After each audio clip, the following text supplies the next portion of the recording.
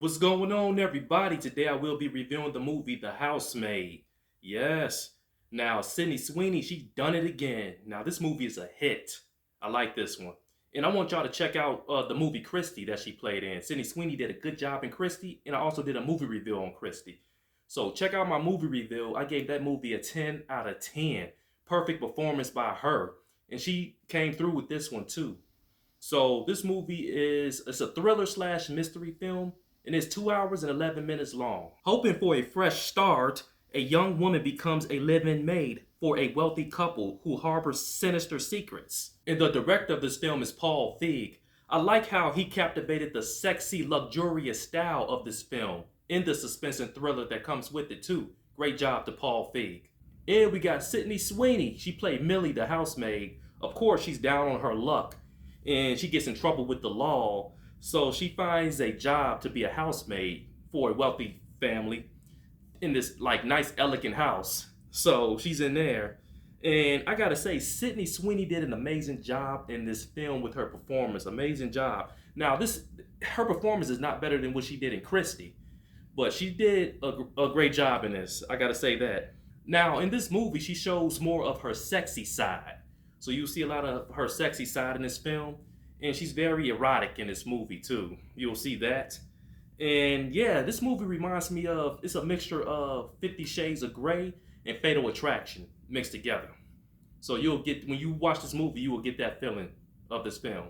And we got Amanda Seyfried. Yeah, she played Nina, the crazy psychotic wife of Andrew. So I'm gonna keep it real. Amanda, great job. She blew this performance out the water. I was like, damn. Her performance was top tier. It was a top tier performance by her. Her emotions and how she played her character was amazing. Now I'm telling you, you will be like, wow, okay. Now I like how she switches up her personality from being very sweet and kind to very mean and nasty and crazy. So you will see that all through the movie. Like one moment she'll be nice and kind and she'll turn to be and then she'll be evil the next minute. So she's kind of like she had this bipolar attitude. So you will see that. And her character is very unpredictable. You don't know when she's going to snap. She can snap at any time. So you'd be like, damn, you won't even see it coming.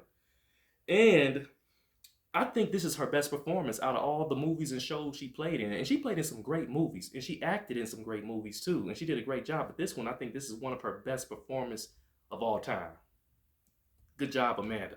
Now we got Brandon Sklenar. He played Andrew, the husband of Nina.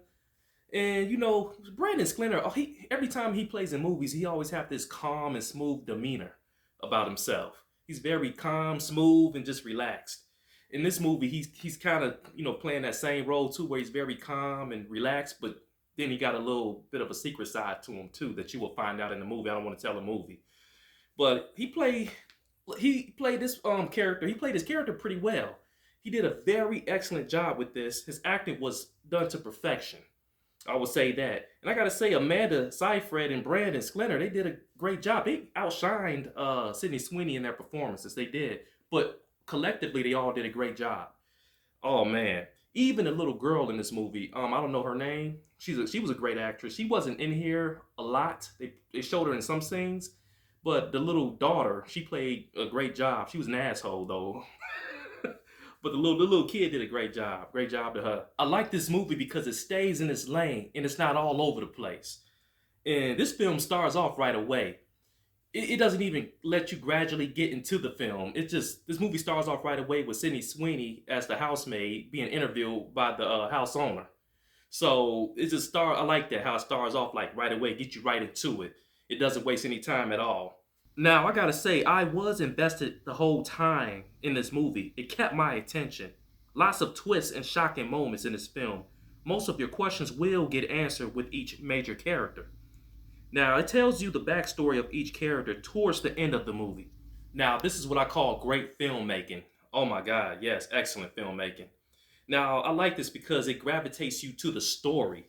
And it takes a little time to get to the main event, but even in the slow moments, it has tension in the slow moments where it keeps you engaged anyway. It's always something going on throughout this whole movie and throughout all the scenes that'll keep you glued to the screen. Now, the emotions in this film is very strong, and you do feel bad for Sydney Sweeney character, Millie. She has to go through something where you feel bad for her because she got to escape. She's trying to escape this crazy family, and it's hard for her to do that because she can actually be honest with you. She can escape, but the thing about it is, if she escapes, she don't have nowhere to live, and she's like, damn, I don't want to give up this luxury lifestyle of me being a housemaid, and I can live in a house too, and enjoy all this luxury. But at the same time, there's a lot of evil in that house too. So she's like, I don't know, I don't know if I can deal with this. So she's stuck in a hard place. It's like a catch-22. So she's like, damn, I want to leave and escape, but I need a place to stay, and she need a job in order for her to not go back to prison. So I'm sorry, I kind of told some of the movie, but yeah. So it's like her parole officer need her to keep a job. So yeah, it's crazy. This movie is unpredictable. Great character development, and also it has lots of suspense and lots of brutal violence in this film, and lots of sex in this film too. Yes, you'll see a lot of that in here. Now, I want to give this movie a 10 out of 10, but I can't do it. I can't. And I'm going to tell you why. Now, it's an actor in here. He played the groundkeeper. They didn't really utilize his character too much. I wanted to know more about him. Like, how did he get started working for them? And what things did he see while he was working as a groundkeeper? What violent things have he saw in the house? They didn't really explain anything of that. No backstory really to the groundkeeper in this movie. And another thing with Amanda Seyfried character. Now, when you watch the movie, I get why she was acting the way she was. They do explain that in this film, how she was, crazy and bipolar. But some of her actions, I just didn't get why she was doing certain things. I'm like, because I'm in the movie theater, like, why was she doing this? And why did she do that? It didn't make any sense. So I'm like, okay, so I had some questions that needed to be answered. It kind of had a few potholes in there. So I'm like, okay, whatever. And yeah, then another thing about this film too, this film is 2 hours and 11 minutes long. This is my opinion about this. It felt like they didn't know how to end the movie. Don't get me wrong, it was a great movie, but they didn't, to me, it seemed like it was kind of too long. It could have been about an hour and 45 minutes to, get to the point a little bit more. But hey, I gotta say, this pacing for this film is great. The pacing is good. And yeah, I had fun with the movie. I had a great time with this film. This is a great holiday movie to take your girlfriend or your wife to. They're gonna enjoy this film. I took my wife to this film and she enjoyed it. And yeah, it's a great holiday movie. And I gotta say, I'm gonna give this movie an 8 out of 10. Yes, an 8 out of 10 for this film. And I got a feeling, once you watch the ending of this movie, I got a feeling they're gonna come out with a part 2. I think they are gonna come out with a Housemaid too. So look out for that. Now, I want to apologize to my subscribers that was waiting on my Five Nights at Freddy's 2 movie reveal. I'm going to keep it real with you. The reason why I didn't put it out is because I fell asleep in the movie theater. Yes, I did. And I was the only one in the movie theater. I was the only one. But, and before that, I ate a big meal. So every time you eat a big meal, you get tired.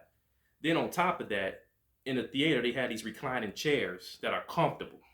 And as soon as I laid back in that, I was gone. So I did see the beginning, I did see the beginning of the movie. They had one good scene in there where the animatronic, the little bunny, was captured a kid. And that was a little bit of a tense moment. But after that, the movie was boring as shit, man.